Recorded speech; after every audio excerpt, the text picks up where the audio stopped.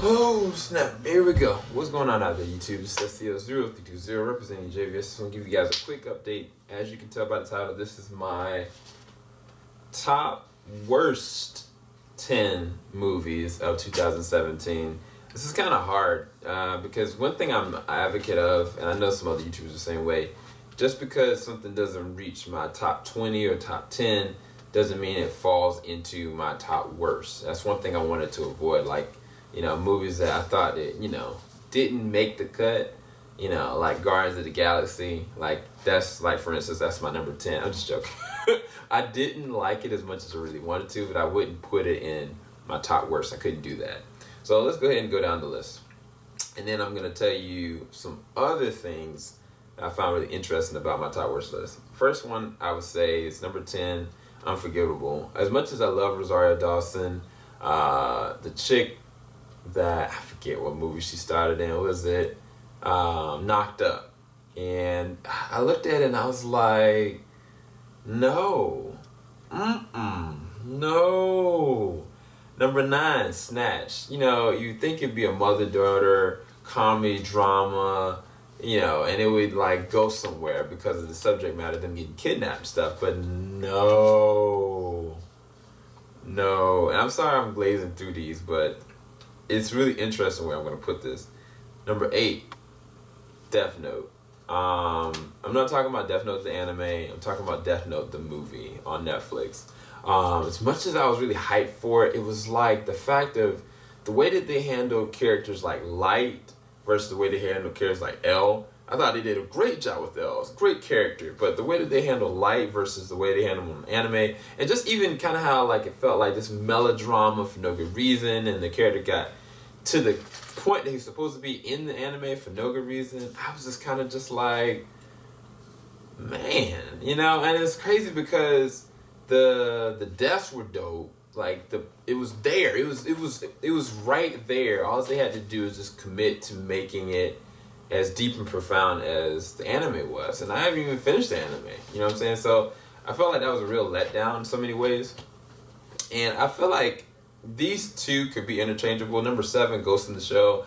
I think that Ghost in the Shell is one of the better anime adaptations American made.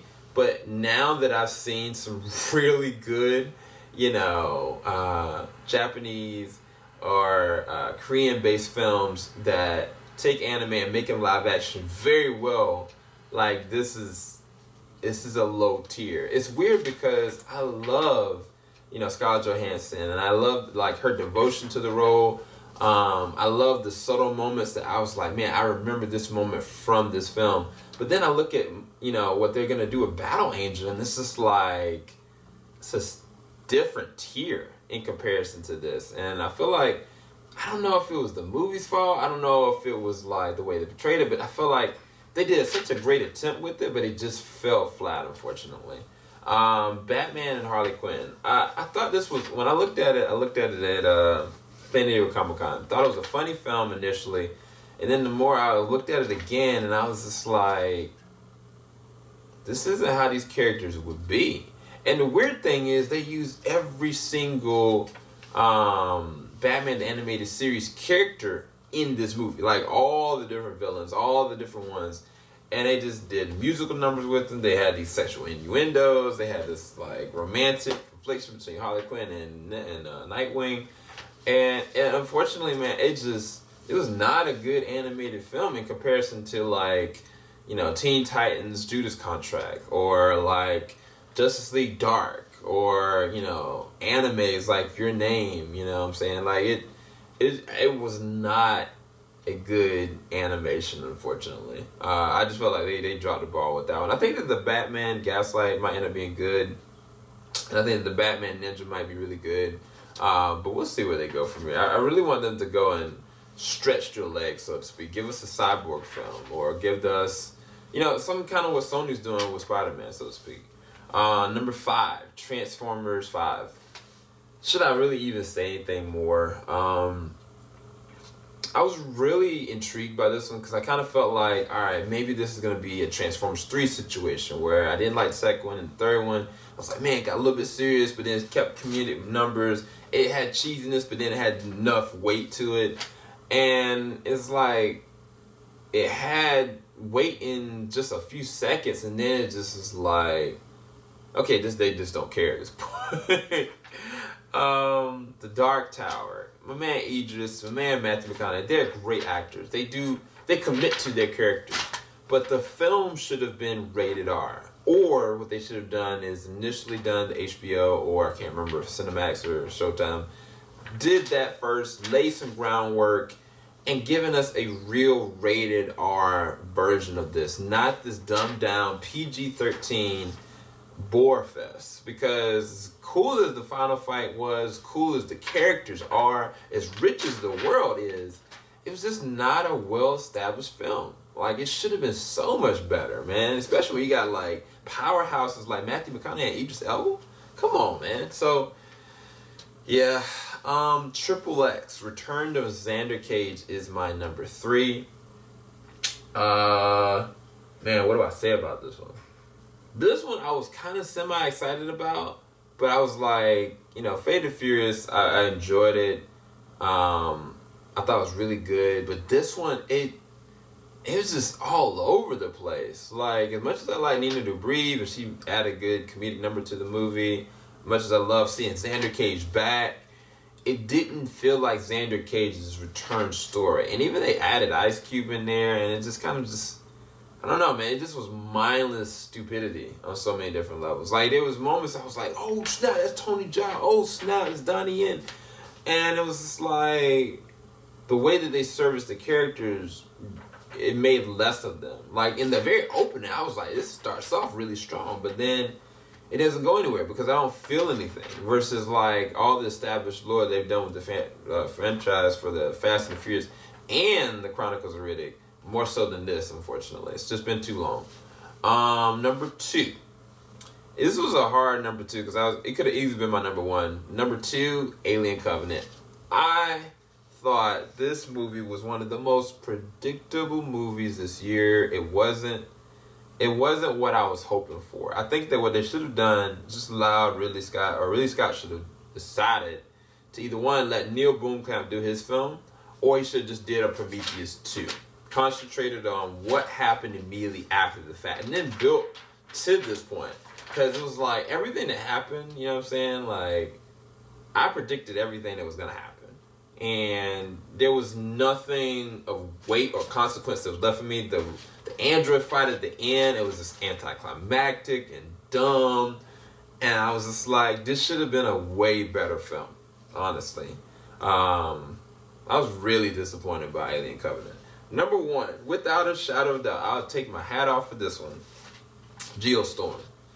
Gerald Butler, man, you're the man. I loved you in 300. I love you in a lot of different films. Man, he's a great actor. But, man, he didn't even try in this film. Man, my girl, Zazie Beetz from Atlanta, she was up in it.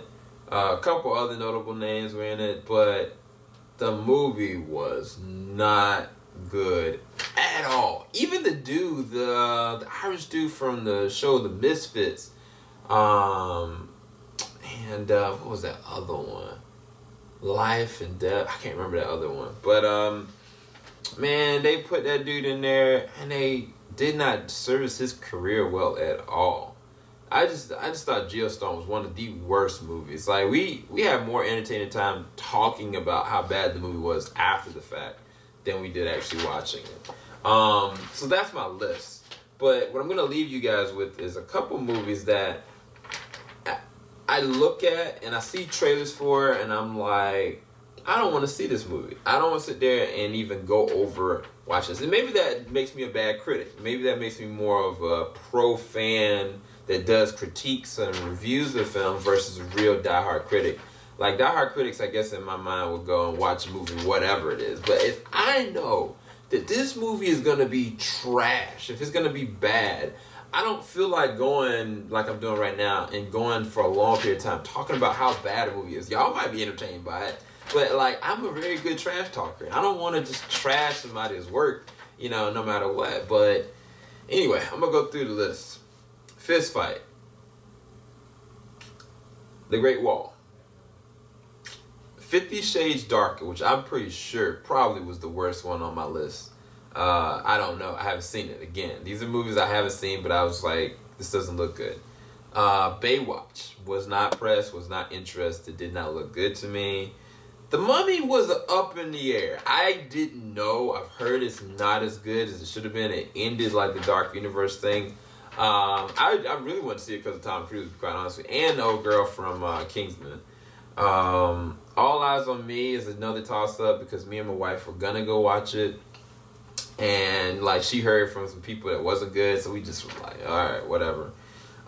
40 Meters Down has a girl that's from the originals, and I feel like Mary Tyler Moore, not Mary Tyler Moore. Oh my gosh, I forgot the girl's name. Demi Moore? No, I can't remember her name. I can't remember the girl's name. But anyway, it was about them getting stuck in a cage underwater and nobody really getting them out, and there's sharks outside. And so I thought it would have been interesting, but it does not look good. The more I looked at the trailers. Emoji Movie, that probably is tied for the #1 because that movie looks so dumb. In comparison to something like, I don't know, the Lego Movie. The Lego Movie looks like it would stomp all over this movie. Jeepers Creepers 3, it was a toss-up for me because I enjoyed the first one, guilty pleasure, but second one wasn't that good. And this one does not look good at all, unfortunately. Flatliners, I was very intrigued in. I was like, got my girl back, and Ellen Page, Nina Dobrev, a couple other chick that was going to be Iris West. But I've just heard so much bad about it. I was just like, you know what? I'm good. I don't have to watch this. The Snowman. I was very interested in this. I'm a big Michael Fassbender fan. And I was like, something's off. I'm not going to do it. So I didn't. I ended up not watching it at all. What else? Kidnap, Halle Berry looks like literally the same exact movie that she starred in a few years ago, where like the girl was kidnapped, and so she decided to take matters into her own hand and do something about it. Suburbicon, Matt Damon, to me, just a few movies that the trailers that I've been seeing ever since Martian, man. I haven't been interested in watching any Matt Damon films. Like, they just not look good to me. It sounds bad, but it's true. Like, Suburbicon did not look good at all to me. What else I got up here? I think I put Ferdinand up here, but that's a toss-up. I don't know enough about it. I just wasn't really interested. Daddy's Home 2 did not look good. And then last but not least, Amityville, The Awakening. All these movies that I just kind of listed off for you guys, I really was not interested at all in trying to see them. They did not spike my interest, and they looked bad to me. And if a movie looks really bad, I'm not the one to type to be like, all right, I'm going to watch this movie and, you know, just talk trash about it. I hate doing it. I really do, because I'm a filmmaker myself first, and I'm a movie entertainer enthusiast second. And then the other side of me, I know how to dissect and critique a film, like, pretty well. So it's not something I want to sit there and just gush all over how bad something is. That's just not me. But yeah, all these movies were trash. I just gave you guys, but hope y'all enjoyed this. Keep it locked. JVS Wing on top, and I will have a couple more videos for you guys later. Peace, guys.